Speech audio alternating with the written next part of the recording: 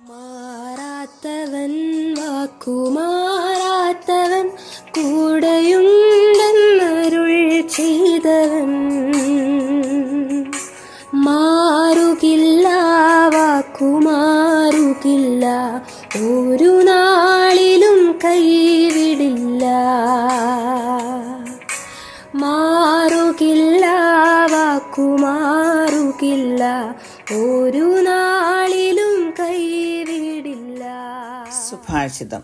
അത് നമ്മുടെ രക്ഷിതാവായ ദൈവത്തിന്റെ സന്നിധിയിൽ നല്ലതും പ്രസാദകരവുമാകുന്നു. For this is good and acceptable in the sight of God our saviour. അപ്പോസ്തലനായ പൗലോസ് തിമോഥെയോസിന് എഴുതിയ 1-ാം ലേഖനത്തിന്റെ 2-ാം അധ്യായം 3-ാം വാക്യമാണ് വായിച്ചത്. ദൈവത്തിന്റെ സന്നിധിയിൽ നല്ലതും പ്രസാദവുമായത് എന്താണെന്ന് മനസ്സിലാക്കുവാൻ 1 മുതൽ 7 വരെയുള്ള വാക്യങ്ങളിൽ നിന്ന് ചിന്തിക്കാം. പ്രാർത്ഥനയുടെ അനിവാര്യതയെക്കുറിച്ചാണ് അവിടെ എഴുതിയിരിക്കുന്നത്. ആർക്കൊക്കെ വേണ്ടിയാണ് നാം പ്രാർത്ഥിക്കേണ്ടത്? സകല മനുഷ്യർക്കും, വിശേഷ രാജാക്കന്മാർക്കും അധികാരസ്ഥന്മാർക്കും വേണ്ടി പ്രാർത്ഥിക്കണം. ദൈവമക്കൾക്ക് ദൈവം നൽകിയിരിക്കുന്ന ചുമതലയാണ് നമ്മെ ഭരിക്കുന്നവർക്ക് വേണ്ടിയും അധികാരികൾക്ക് വേണ്ടിയും പ്രാർത്ഥിക്കുക എന്നുള്ളത്. പ്രാർത്ഥനകളുടെ ഫലമായി ശരിയായ രീതിയിൽ അവർക്ക് ഭരിക്കുന്നതിനിടയാകും. ബാബേൽ രാജാവായിരുന്ന നെബൂഖദ്നേസർ താൻ കണ്ട സ്വപ്നവും അതിന്റെ അർത്ഥവും പറഞ്ഞു കൊടുക്കാഞ്ഞതുകൊണ്ട് അവിടുത്തെ വിദ്വാൻമാരെ കൊല്ലുവാനുള്ള കൽപ്പന പുറപ്പെടുവിച്ചു.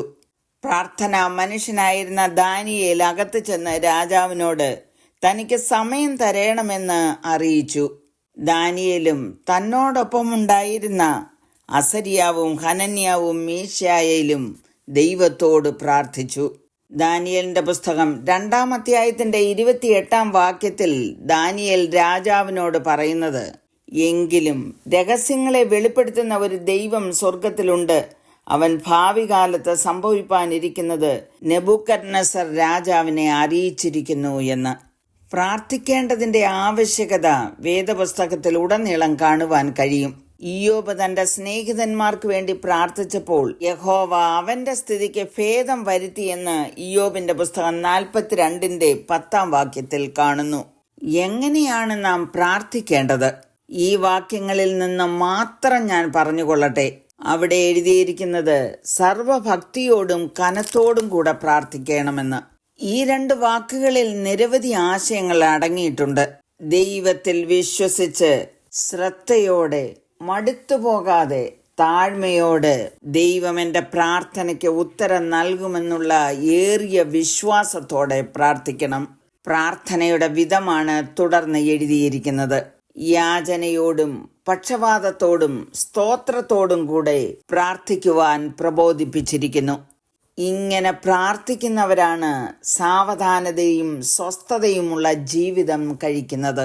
പ്രിയമുള്ളവരെ, നമ്മുടെ ജീവിതത്തിൽ സ്വസ്ഥതയും സമാധാനവും ഇല്ല എങ്കിൽ അതിൻ്റെ കാരണം മറ്റൊന്നുമല്ല, നാം പ്രാർത്ഥനയിൽ സമയം ചിലവഴിക്കുന്നില്ല എന്നുള്ളത് കൊണ്ട് തന്നെയാണ്. സകല മനുഷ്യരും രക്ഷ പ്രാപിപ്പാനും സത്യത്തിൻ്റെ പരിജ്ഞാനത്തിൽ എത്തുവാനും ദൈവം എല്ലാ മനുഷ്യരെക്കുറിച്ചും ആഗ്രഹിക്കുന്നു. നമുക്ക് ഒരേ ഒരു ദൈവമേ ഉള്ളൂ. ദൈവത്തിനും മനുഷ്യർക്കും മധ്യസ്ഥനായവനും ഒരുവൻ മാത്രം. എല്ലാവർക്കും വേണ്ടി മറുവിലയായി തന്നെത്താൻ ഏൽപ്പിച്ചു കൊടുത്ത കർത്താവായ യേശു ക്രിസ്തു നമ്മുടെ പാപങ്ങൾ വഹിച്ചുകൊണ്ട് പാപത്തിൽ നിന്ന് നമ്മെ സ്വതന്ത്രനാക്കിയ യേശു കർത്താവിൽ വിശ്വസിച്ചുകൊണ്ട് അവിടുത്തെ കൽപ്പനകൾ പ്രമാണിച്ച് നാം ദൈവത്തോട് പ്രാർത്ഥിക്കണം. 1 യോഹന്നാൻ 5:14 എഴുതിയിരിക്കുന്നത്, അവന്റെ ഇഷ്ടപ്രകാരം നാം എന്തെങ്കിലും അപേക്ഷിച്ചാൽ അവൻ നമ്മുടെ അപേക്ഷ കേൾക്കുന്നു എന്നുള്ളത് നമുക്ക് അവനോടുള്ള ധൈര്യമാകുന്നു. നമ്മുടെ ഉള്ള അവസ്ഥ തുറന്നു പറയുവാൻ ഒരിടം യേശു കർത്താവിനോട് മാത്രമാകുന്നു. പ്രാർത്ഥിക്കേണ്ട ആവശ്യമില്ലായിരുന്ന നമ്മുടെ കർത്താവ് പോലും പ്രാർത്ഥിച്ച് നമുക്ക് മാതൃകയെ കാണിച്ചു തന്നു. യഥാർത്ഥത്തിൽ ദൈവവുമായുള്ള ഒരു കൂടിക്കാഴ്ചയാണ് പ്രാർത്ഥന. ദൈവത്തിൻ്റെ സന്നിധിയിൽ ദൈവത്തോട് കൂടെ ഇരിക്കുന്ന അവസ്ഥ ദൈവിക സമാധാനം അനുഭവിക്കുവാനുള്ള അടിസ്ഥാന മാർഗം. പ്രസംഗകരെ ലോകം അറിയുമ്പോൾ ദൈവം അറിയുന്നത് പ്രാർത്ഥിക്കുന്നവനെയാകുന്നു. ആകയാൽ കൂടുതൽ ദൈവത്തോട് അടുക്കുവാനും പ്രാർത്ഥിക്കുവാനും നമ്മെ തന്നെ സമർപ്പിക്കാം.